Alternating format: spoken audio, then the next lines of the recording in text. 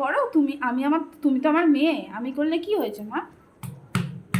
এই যে আমার সোনা মা দেখো কি সুন্দর গোল গোল রুটি করছে, দেখো ওয়াও রুটি করছে। তোমরা কি কেউ রুটি কিনতে চাও আমার মেয়ের?